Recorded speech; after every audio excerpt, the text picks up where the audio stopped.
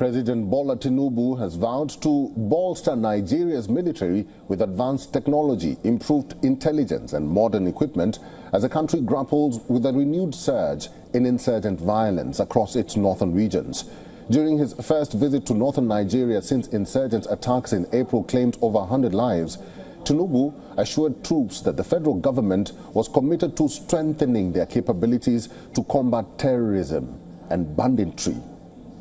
Here's a report with our correspondent, Louisa Olani.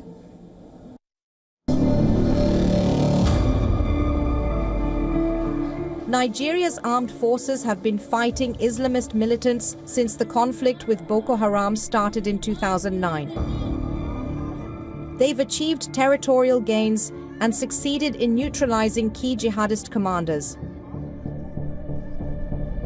But 16 years later, Boko Haram and Islamic State West Africa province still demonstrate significant resilience.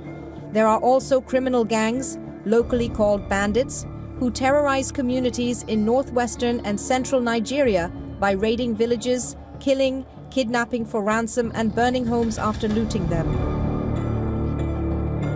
Nigeria has also come under criticism for military strikes that have mistakenly killed hundreds of civilians.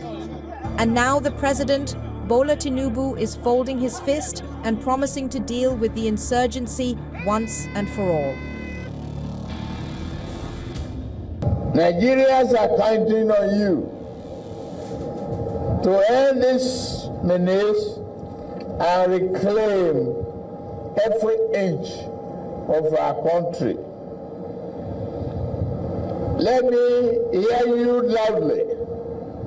Are you ready? Are you committed? Ending this security once and for all. I am with you. Let your resolve echo through every valley, every forest.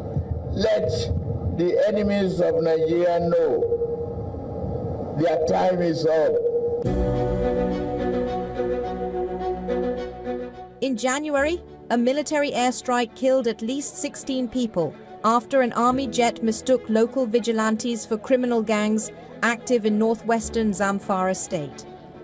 In December 2023, a Nigerian military airstrike mistook a religious gathering for bandits in northwestern Kaduna state, which killed at least 85 people, mainly women and children. Why we are seeing many of these resurgences and the entry of many other armed groups into Nigeria, especially in its north, is the fact that it is down to the fact that governance has been abandoned in so many of these places. It's very easy for one to start an armed group in northern Nigeria because the basic function of the state, which is the protection of lives and properties in the area, have been abandoned. Nigeria's northeast is facing a brutal resurgence of jihadist attacks, which have killed at least 100 people in April. The state of Borno in particular, where the Boko Haram jihadist group emerged 16 years ago, remains the epicenter of a conflict that has killed more than 40,000 and displaced some 2 million people in Africa's most populous country. President Bola Tinubu is taking a hardline stance against insurgency in Nigeria. In a decisive move, he has ordered all security agencies to carry out a total clampdown on terrorist elements and their foreign collaborators threatening the nation's peace and stability.